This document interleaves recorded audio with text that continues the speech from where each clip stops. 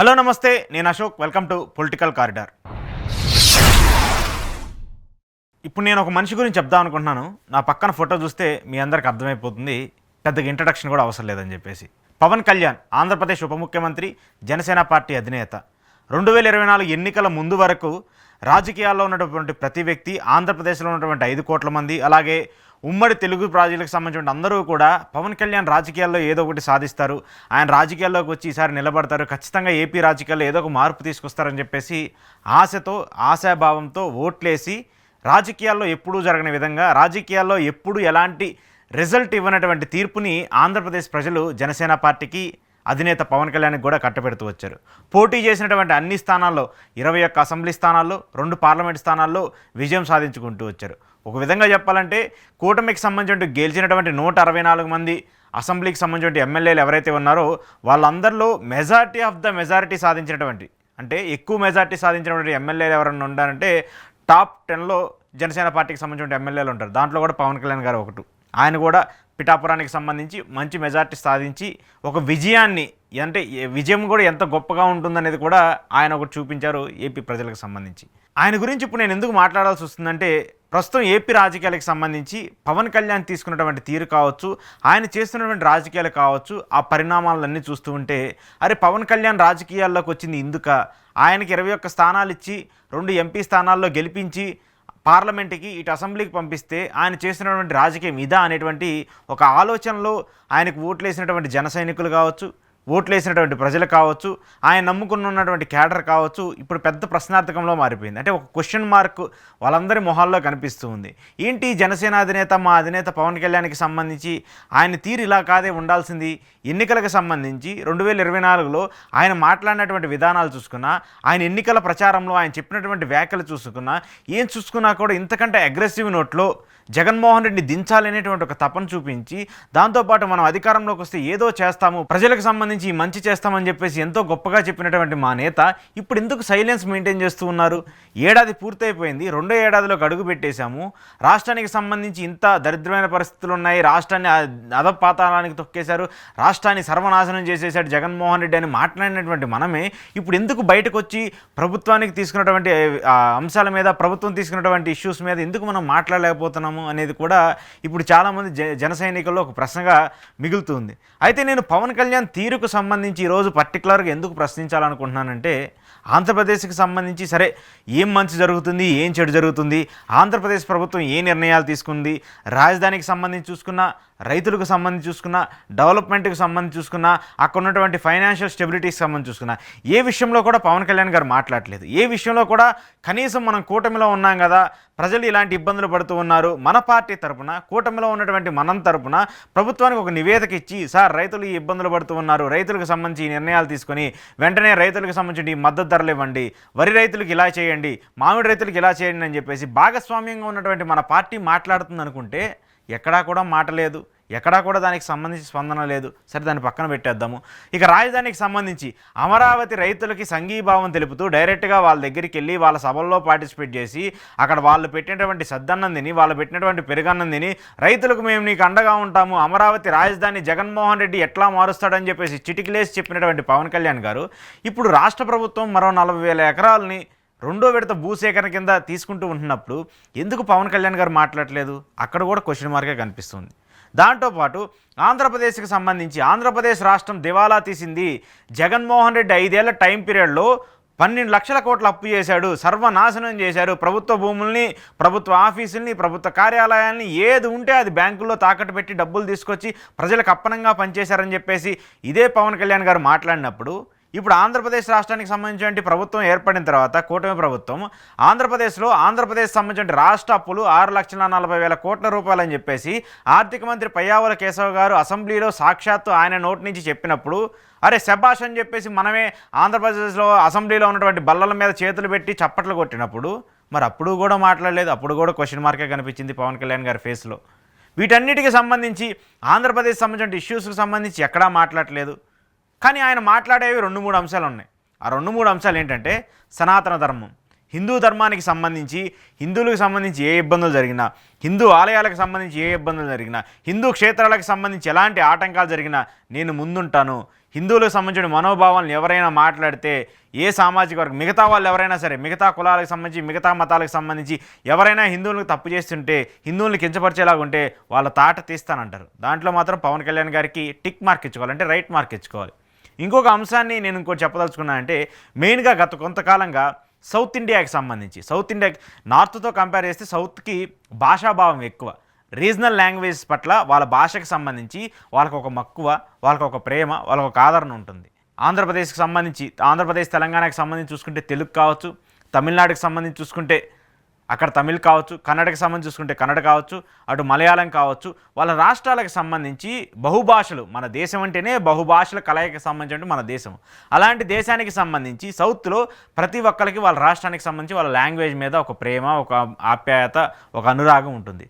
అయితే ఇప్పుడు సౌత్కు సంబంధించి హిందీని ఇంపోజ్ చేయాలని చెప్పేసి కేంద్ర ప్రభుత్వాలు ఒక నిర్ణయం తీసుకుంటే, దానికి ఇప్పుడు పవన్ కళ్యాణ్ గారు చప్పట్లు కొడుతూ హిందీ తప్పేంది తీసుకొస్తే, మనకు మాతృభాష తెలుగైనప్పుడు పెద్దమ్మ భాష హిందీ అంటూ కూడా ఆయన మాట్లాడుతూ వస్తున్నారు. అరే ఇది ఎందుకు సార్, ఇది మాకు అర్థం కావట్లేదు సార్, మీరు ఏంటి ఇలా మాట్లాడుతున్నారు అనేది. ఇదే పవన్ కళ్యాణ్ గారు అంతకుముందు అంటే కూటమిలో లేనప్పుడు బీజేపీని వ్యతిరేకించినప్పుడు ఆయన ఒక పోస్ట్ పెట్టాడు.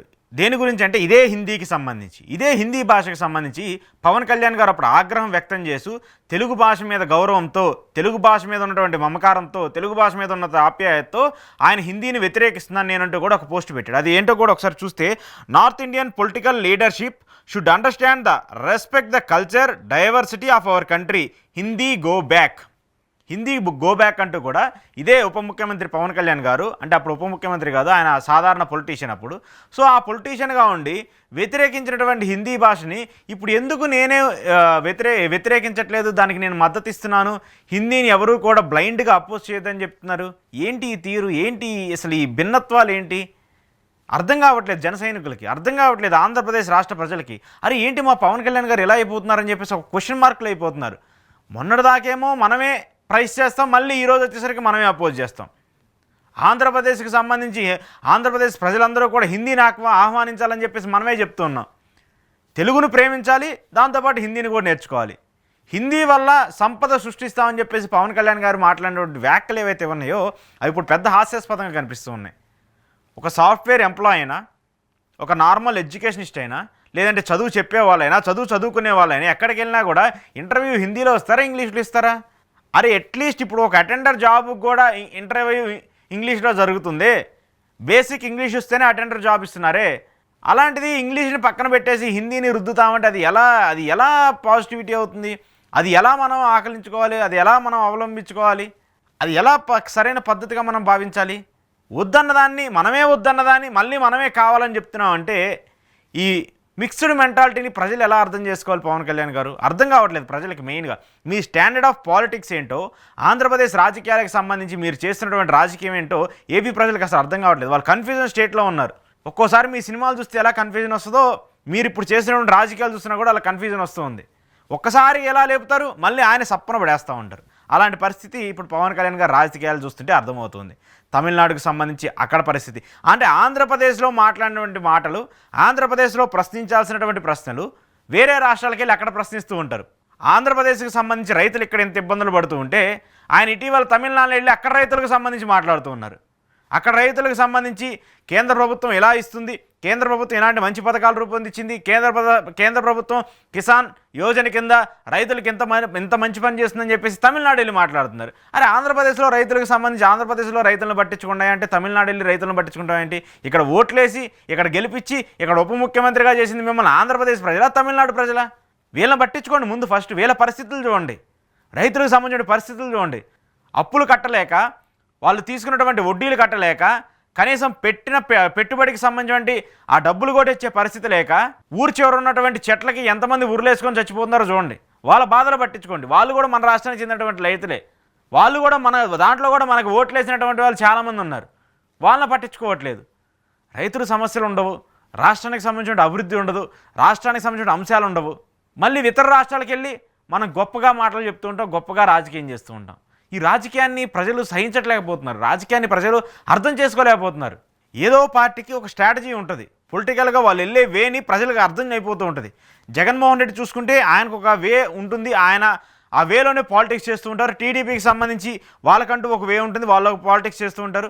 బీజేపీకి సంబంధించి వాళ్ళ ధోరణి కావచ్చు, వాళ్ళ రాజకీయ స్టైల్ కావచ్చు, ఆ సనాతనం అనేది కావచ్చు, ఆర్ఎస్ఎస్ సిద్ధాంతాలు కావచ్చు, వాళ్ళు ఒకటి ఫాలో అవుతూ వెళ్ళిపోతూ ఉంటారు. అరే మనకి ఏ సిద్ధాంతాలు లేవే, మనం ఏం సిద్ధాంతాలు ఫాలో అవ్వాలి? ఇటు చూస్తేనేమో టీడీపీతో పొత్తులో ఉన్నాం, టీడీపీని ఫాలో అవ్వాలా అర్థం కావట్లేదు. మరోవైపు ఏమో బీజేపీ మన పెద్దన్న, మనం బీజేపీ లేకపోతే మనం గెలవలేమని చెప్పేసి బీజేపీని పొగుడుతూ ఉంటాం. మరి బీజేపీని ఫాలో అవ్వాలా? కాదు వీళ్ళిద్దరు వద్దని చెప్పేసి ఒకసారి చీకొట్టి 2019 ఎన్నికల్లో మనం ఒంటరిగా పోటీ చేశామే, మరి దాన్ని ఫాలో అవ్వాలా? ఏది ఫాలో అవ్వాలి? జనాలకు అర్థం కాకుండా ఉంది. ఒక స్టాండర్డ్ తీసుకోండి, ఒక స్టాండర్డ్ తీసుకుంటే ఎయిదర్ గుడ్ ఆర్ బ్యాడ్, జనాలు దాంట్లోనే వెళ్తారు, మీ కార్యకర్తలు దాంట్లోనే వెళ్తారు. మీ కార్యకర్తల్లో కూడా ఒక చైతన్యం వస్తుంది, వాళ్ళలో కూడా ఒక అభిప్రాయం వస్తుంది. ఓకే, మా పవన్ కళ్యాణ్ గారు ఈ స్టాండ్ ఇచ్చారు మాకు, మనం ఈ స్టాండ్లో వెళ్తే అట్లీస్ట్ ఈ రోజు కాకపోయినా ఒక 10 రోజుల తర్వాత, ఒక 10 సంవత్సరాల తర్వాత నిలబడగానే ఒక ధైర్యం వస్తుంది. ఈరోజేమో సనాతన ధర్మం అంటారు, సనాతన ధర్మం అని చెప్పేసి కాషాయం జెండాలు పట్టుకొని జై శ్రీరామ్ అనే లోపే మళ్ళీ వాళ్ళని దించేస్తారు. నేను క్రిస్టియానిటీని అవలంబించుకున్నాను, నేను బాప్తీసం తీసుకున్నాను, నా బిడ్డలు కూడా క్రిస్టియానిటీకి సంబంధించినవి బాప్తీసం తీసుకున్నారని చెప్పేసి వాళ్ళకి చెప్తుంటారు. నా కొడుకు పేరు కూడా క్రిస్టియానిటీకి సంబంధించి ఉంటుందని చెప్పేసి అట్లా చెప్తారు. వీళ్ళు ఏమో జెండాలు పట్టుకొని జై శ్రీరామ్ అన్న వాళ్ళందరూ కూడా వాళ్ళ పరిస్థితి ఇలాంటి పరిస్థితులు వాళ్ళకి అర్థం కాకుండా ఉండిపోయింది. సో ఇక్కడి నుంచి అయినా రాజకీయాలకు సంబంధించి పవన్ కళ్యాణ్ గారు మాట్లాడేటువంటి విషయాలు చూసుకున్నా, పవన్ కళ్యాణ్ గారు చేసేటువంటి వ్యాఖ్యలు చూసుకున్నా కూడా ఒక కన్ఫ్యూజన్ మెంటాలిటీని క్రియేట్ చేయకుండా ఒక క్లారిటీ ఇచ్చే పరిస్థితి ఉంటే అర్థమవుతుంది. ప్రకాష్ రాజ్ గారు మీతో పాటు చాలా సినిమాల్లో నటించినటువంటి వ్యక్తి, మీతో పాటు మంచి సినిమాలు అందించినటువంటి వ్యక్తి, మీకు మంచి కోస్టార్ కూడా. ఆయనే చెప్తా ఉన్నారు, పవన్ కళ్యాణ్ అనేటువంటి వ్యక్తికి ఏది కూడా ఒక క్లారిటీ ఉండదు. ఆయన ఒకటి ఈరోజు ఒకటి మాట్లాడతారు, రేపు వెళ్ళిపోయి ఇంకొకళ్ళు ఎవరో ఏదో చెప్తే దాని గురించి మాట్లాడుతూ ఉన్నారు. దానికి బెస్ట్ ఉదాహరణ నేను చెప్తాను. బెస్ట్ ఉదాహరణ 2024 ఎన్నికల్లో ఉమెన్ ట్రాఫికింగ్ సంబంధించి పవన్ కళ్యాణ్ గారు కొన్ని కీలక వ్యాఖ్యలు చేశారు. చాలామందికి ఇది గుర్తుండే ఉంటుంది, ఇప్పటికి కూడా అది కొంచెం సంచలనంగా మారుతూ ఉంటుంది. వాలంటీర్లు మహిళల్ని ఎత్తుకెళ్ళిపోతున్నారు, వాళ్ళని ఎత్తుకెళ్ళిపోయి వాళ్ళని కిడ్నాపులు చేస్తున్నారు, ఒంటరి మహిళలను టార్గెట్ చేసి వాళ్ళు ఉమెన్ ట్రాఫికింగ్ చేస్తున్నారని చెప్పేసి వాలంటీర్ల మీద అబండాలు వేస్తూ వాలంటీర్ల మీద వాళ్ళని తప్పుపడుతూ పవన్ కళ్యాణ్ గారు కొన్ని వ్యాఖ్యలు చేశారు. సరే, అది ఎన్నికల పరంగా గెలవడానికో జగన్మోహన్ రెడ్డిని ఓడించడానికి ఉపయోగపడింది అనుకుంటే అది పక్కన పడేస్తే, కూటమి ప్రభుత్వం అధికారంలోకి వచ్చిన తర్వాత ఇవే వైసీపీకి సంబంధించిన పార్టీలు, ఇదే వైసీపీకి సంబంధించిన ఎంపీలు అటు పార్లమెంట్లో అడుగుతూ వచ్చారు, ఇటు అసెంబ్లీలో అడుగుతూ వచ్చారు. సార్ 2024 ఎన్నికలకు సంబంధించి TDP party, Janasena party, BJP party, అంటే ఇప్పుడు కూటమిలో ఉన్నటువంటి 3 పార్టీలు కూడా ఉమెన్ ట్రాఫికింగ్ సంబంధించి ఆంధ్రప్రదేశ్లో మహిళలను ఎత్తుకుపోయారు, అదృశ్యాలు అయిపోయారు. దాదాపు 33,000 మంది మహిళలను ఎత్తుకుపోయారు. దానికి సంబంధించిన డేటా ఇవ్వండి అని చెప్పేసి కేంద్ర హోంమంత్రిని, రాష్ట్ర హోంమంత్రిని అడిగితే చాచా అదేం లేదండి, ఎక్కడా కూడా అలాంటి జరగలేదు, ఉమెన్ ట్రాఫికింగ్ అనేది అబద్ధము, వివిధ కారణాల వల్ల కొంతమంది వివాహేతర సంబంధాల వల్ల, లేదంటే ప్రేమించి కొంతమంది లేచిపోవటాలు, లేదంటే మిగతా అంశాల వల్ల ఇలా జరిగినాయి తప్పితే అలా ఉమెన్ ట్రాఫికింగ్ అంటూ ఏం లేదు. అది కూడా పవన్ కళ్యాణ్ గారు ఏదైతే ఆరోపించారో 33,000 మంది అని చెప్పేశారో అదంతా కూడా అబద్ధము. ఆ డేటా ఎక్కడా కూడా ఇంతవరకు కేంద్ర హోంశాఖ దగ్గరే లేదు, రాష్ట్రానికి సంబంధించిన హోంశాఖ దగ్గరే లేదు, ఇదంతా కూడా అబద్ధం అని చెప్పేసి సాక్షాత్ అసెంబ్లీలో, పార్లమెంట్లో చెప్పినటువంటి పరిస్థితి. మరి దీన్ని ఎలా చూడాలి మనం? అంటే పవన్ కళ్యాణ్ గారి తీరుకు సంబంధించి నేను ఇవన్నీ కూడా రైజ్ చేయాల్సి వస్తుంది. పవన్ కళ్యాణ్ గారి స్టైల్ ఆఫ్, అంటే రాజకీయం చేసేటువంటి స్టైల్ కోసం ఇవన్నీ చెప్పాల్సి వస్తుంది. ఇలాంటి పరిణామాలను మనం చూస్తూ ఉన్నప్పుడు, ఇలాంటి పరిణామాలను ఆద్యంతం గమనిస్తూ ఉన్నప్పుడు పవన్ కళ్యాణ్ గారి మీద ఒక పెద్ద క్వశ్చన్ మార్క్ అనిపిస్తుంది. ముఖ్యంగా కార్యకర్తలకు సంబంధించి, జన సైనికులకు సంబంధించి వాళ్ళు చేసేటువంటి మన జెండాలు పట్టుకొని వాళ్ళ భుజాల మీద నడిపించుకుంటూ వెళ్తూ ఉన్నారు. ఇంకా పవన్ కళ్యాణ్ గారు ఏదో చేస్తారని చెప్పేసి. కానీ సార్, ఏపీ ప్రజలకు సంబంధించి చూసుకున్నా, ఏపీ రాజకీయాలకు సంబంధించి చూసుకున్నా కూడా మీరు చేస్తున్నటువంటి రాజకీయం అంతా చూస్తూ ఉన్నప్పుడు ప్రజలు ఒక క్వశ్చన్ మార్క్లోనే కనిపిస్తుంది. కనీసం టీడీపీకి ఒక ఎజెండా కనపడుతుంది, వైసీపీకి ఒక ఎజెండా కనపడుతుంది, బీజేపీకి ఒక ఎజెండా కనపడుతుంది. మనకి ఏ ఎజెండా కనపడట్లేదు. మన పార్టీని మనం డెవలప్ చేసుకోవాలా, లేదంటే ఇలానే టీడీపీతోనో బీజేపీతోనో పొత్తుతోనే కొనసాగాలా? వాళ్ళకి క్లారిటీ లేనటువంటి పరిస్థితి. వైసీపీ ఓడిపోయింది కాబట్టి నెక్స్ట్ ఎన్నికల్లో మళ్ళీ గెలవాలని చెప్పేసి వాళ్ళు కంటిన్యూ చేస్తారు, వాళ్ళు పోరాటం చేస్తారు. టీడీపీకి సంబంధించి ఈసారి మనం జనసేన ఉన్నా లేకపోయినా, బీజేపీ ఉన్నా లేకపోయినా, లోకేష్ నాయకత్వంలోనో, లోకేష్ సంబంధించి ఆయన్ని ఫ్రంట్ ఎండ్ చేసి మనం పాలిటిక్స్ చేయాలని చెప్పేసి వాళ్ళకొక ఎజెండా ఉంది. అన్ని పార్టీలకు ఎజెండా ఉంది, మన పార్టీకి ఎజెండా లేదు. ఏదో ఒక ఎజెండా ఇవ్వండి కార్యకర్తలకి. మీరు ఒక ఎజెండా ఇస్తే దాన్ని బట్టి వాళ్ళు పనిచేస్తారు. మీరు ఒక ఎజెండా ఇస్తే దాన్ని వాళ్ళు ప్రజల్లోకి తీసుకెళ్తారు. మనకి క్లారిటీ లేక, కింద కార్యకర్తలకి క్లారిటీ లేక, ఈరోజు ఒక మాట, రేపు ఒక మాట, ఎల్లుండి ఒక మాట, ఇట్లా మాట్లాడుకుంటూ వెళ్ళిపోతూ ఉంటే అర్థం కాని పరిస్థితిలో కార్యకర్తలు ఉంటున్నారు, ప్రజలు ఉంటున్నారు. మెయిన్గా ప్రజలు, మనకు ఓట్లు వేసినటువంటి 27 లక్షలు 28 లక్షల మంది ప్రజలు ఉన్నారు కదా, వాళ్ళకి అందరికీ అర్థం కావట్లేదు. ఎమ్మెల్యేలు చూస్తే పనితీరు అలా ఉంది, మన పనితీరు ఏమో ఇలాగుంది. రాష్ట్రానికి సంబంధించిన అంశాల మీద మాట్లాడలేము, రాష్ట్రానికి సంబంధించిన ఇష్యూస్ మీద మాట్లాడలేము, రైతుల సమస్యల మీద మాట్లాడలేదు, అప్పుల మీద మాట్లాడలేము, అమరావతి మీద మాట్లాడలేము. వీటన్నిటి మీద ఏం మాట్లాడడం కానీ హిందీని అపోజ్ చేయొద్దు, సనాతన ధర్మాన్ని పైకి లేపుదాము, ఇలాంటి విషయాలు మనం మాట్లాడేది. ఇక్కడ సమస్యలను పట్టించుకోకుండా దేశానికి సంబంధించిన ఇష్యూస్ మీద మనం మాట్లాడుతూ ఉన్నప్పుడు ముందు రాష్ట్ర ప్రజలు ఏమనుకుంటారు, మన ఇల్లు చక్కబెట్టుకున్న తర్వాత బయటికి వెళ్ళి మనం మిగతాదంతా చక్కబెడదామంటారు. ఇక్కడ పరిస్థితే బాగలేదు, మళ్ళీ నేను దేశానికి సంబంధించిన అంశాలు చూస్తానంటే ప్రజలు యాక్సెప్ట్ చేసే తీరులో ఉంటుందా, ప్రజలు యాక్సెప్ట్ చేసే పరిస్థితి ఉంటుందా? సో దయచేసి ఆ క్వశ్చన్ మార్క్ను ఫిల్ చేయండి. మీరు ఏదో ఒకటి ఫిల్ చేసేసి కార్యకర్తలకి, నాయకులకి, కనీసం మన జన సైనికుల కన్నా ఒక ఆదేశాలు ఇస్తే మీరు ఈ దారిలో వెళ్ళండి, ఇలా వెళ్ళండి, నా స్ట్రాటజీ ఇలా ఉంటుంది రాజకీయాలకు సంబంధించి అని చెప్తే వాళ్ళు ఆ వేలో వెళ్తారు. అలా కాకుండా మనం ఇలానే మాట్లాడాలి, ఈరోజు ఇలా మాట్లాడతాం, రేపు ఇంకో దాని గురించి మాట్లాడతాం. ఈరోజు హిందీ గ్రేట్ అంటాం, మళ్ళీ రేపు వచ్చేసి బీజేపీనో లేదంటే టీడీపీనో అపోజ్ చేసిన తర్వాత హిందీ గో బ్యాక్ అంటాం. వాళ్ళు మనకు నచ్చినప్పుడు గో బ్యాక్ అనే కదా అనాల్సింది. అలాంటి పరిస్థితులు మనం చాలా చూస్తూ వచ్చాం కదా రాజకీయాలకు సంబంధించి. సో మీ మీద ఏదైతే ప్రజలు ఎక్స్పెక్టేషన్స్ పెట్టుకున్నారో, మీ మీద ఏవైతే నమ్మకాలు పెట్టుకున్నారో అవి మీరు ఫిల్ చేయడంలో చాలా అంటే చాలా ఫెయిల్ అవుతూ వచ్చారు. కనీసం ఈవెన్ జనసేన పార్టీకి సంబంధించిన వ్యక్తులు కూడా మిమ్మల్ని యాక్సెప్ట్ చేసే పరిస్థితిలో లేకపోయారు. వాళ్ళు అరే ఏంటి పవన్ కళ్యాణ్ గారి మీద మనం ఎక్స్పెక్ట్ చేసినటువంటి తీరు ఇది కాదు కదా అనేటువంటి అంశం వాళ్ళలో వచ్చేస్తుంది, ఆ భావన వాళ్ళలో వచ్చేస్తుంది. సో రాజకీయాలకు సంబంధించి మీరు తీసుకునే స్టాండ్ అయినా anything, is it good way or bad way, మీరు దాన్ని తీసుకునే విధానాన్ని డైరెక్ట్గా చెప్పండి కార్యకర్తలకు సంబంధించి. ఇలా మిక్స్డ్ మెంటాలిటీతో మాట్లాడుతూ ఉంటే ప్రజలు మిమ్మల్ని యాక్సెప్ట్ చేయలేరు.